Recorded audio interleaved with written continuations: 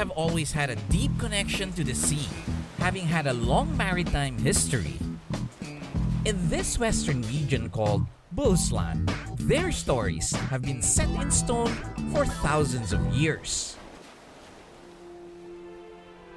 The small town of Tanum, not far from Gothenburg, is the site of 3,000 petroglyphs, varied images that depict life in prehistoric Scandinavia.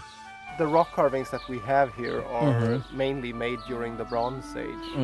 And the Bronze Age in Scandinavia is 1700 to 500 BC.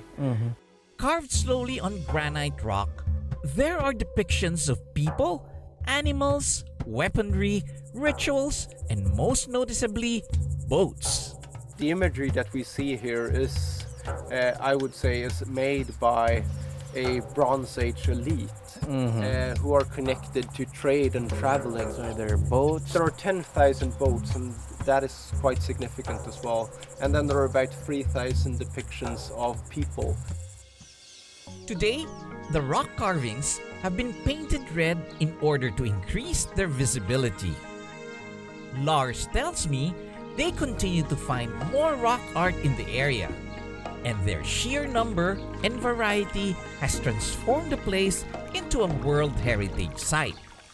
I think it's very interesting when you talk about the rock artists to talk about also the landscape in which these images were made. Correct. Because if we look at them now, we can see that there are a lot of boats on this panel. Yeah. But if we look at the landscape surrounding us right now, it's an agricultural landscape full of fields. But back in the Bronze Age, this was a completely different landscape. Yes.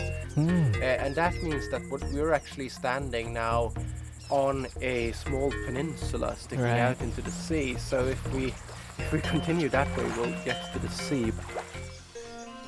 The Swede seafaring culture does not end in prehistoric times, as it continued to the Viking Age, a legacy they share with the Norwegians and the Danes.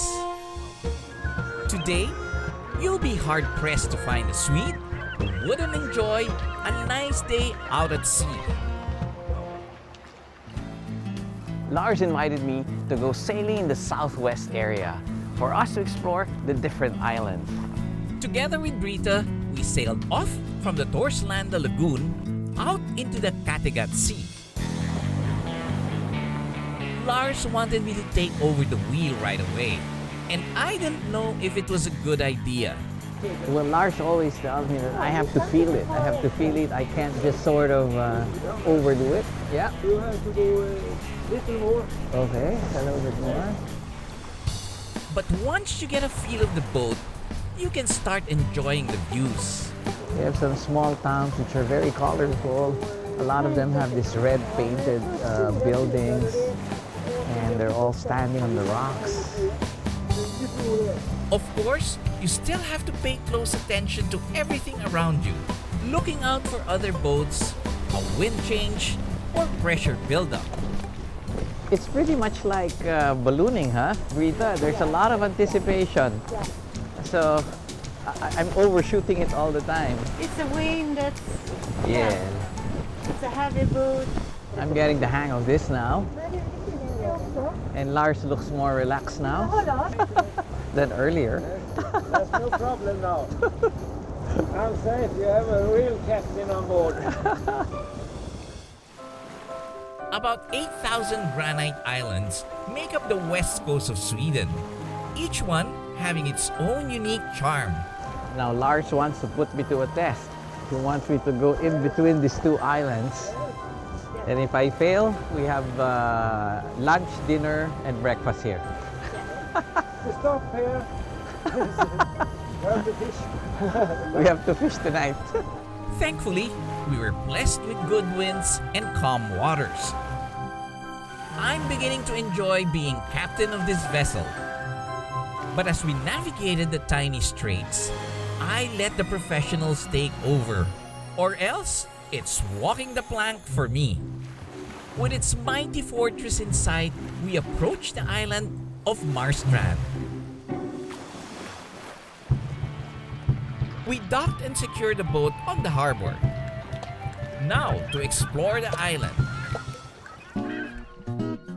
We walked past colorful houses and quaint streets before setting foot on the Grand Hotel for a nice meal.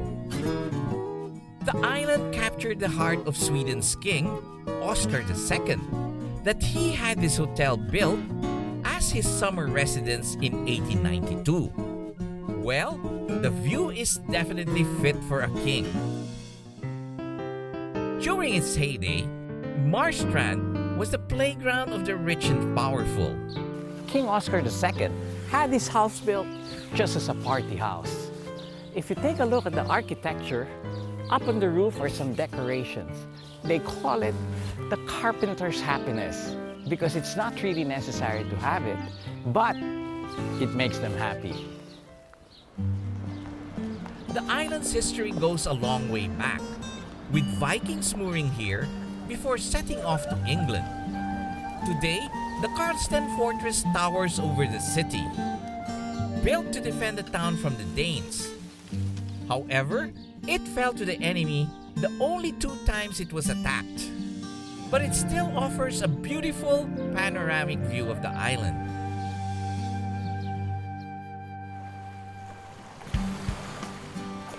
In Sweden, you can have lunch in one island and dinner in the next. So we said goodbye to Marstrand to sail to our next destination. We encountered a bit of weather, but nothing this old sea dog can't handle. We soon arrived at the small island of Grotto. Joining us were Camilla and her friend who took the ferry to get here. It was a pleasant little island, only about 500 meters wide and 1.5 kilometers long. It has no cars and only has 100 residents. Lars' friend Gunnar and his wife Elisabeth have lived here for many years. He used to be a fisherman, but now enjoys the quiet life. Sweden's west coast is known for having the best seafood, and tonight, Gunnar is hosting a crayfish party. It is a traditional gathering that Swedes do at this time of the year. And of course, there are some ground rules. First of all, you have to sing. Okay, all the Filipinos know how to sing except me. That's one thing. And secondly, when you eat these crayfish, you have to drink alcohol. We have no English songs, but this is what it goes like. But you have a songbook. That's Yes. perfect. We started to dig into the mounds of crayfish. And you were saying that the cheese is very good as well? That's a very special cheese. Okay, the I try. Westerbotten cheese. The crayfish also came with specific instructions. First, Yeah. that you save because usually there's something good inside. Okay. Then you open it like that, and then you count 1, 2, 3, Okay. and then you click like that very Okay. carefully without crushing it. Yes. And then you do like this, second time like that. Now it's open. Then you put your thumb here Okay. and you press. This is serious instruction. Then you pull, and then you take like that. Yeah. He's a professional. Yes. Fishing crayfish for 12 years. As I've learned in my previous visits to Sweden, crayfish parties are an excuse to drink and belt out some tunes.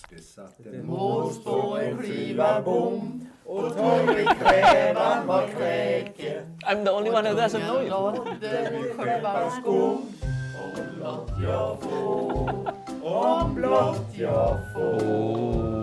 Interesting. Skål. That one I know. I know skål. I've never sung it in 9 different tones. Very strong. Snaps is flavored spirit, typical in Scandinavian countries and commonly consumed immediately after a song. And since we had a whole songbook to finish, well, that's going to be a lot of snaps. Vad hette båten? How did she sink? Bottom up. I wasn't sure if I became a better singer or a better drinker after that party, but it was definitely a wonderful meal. And the company? even more so.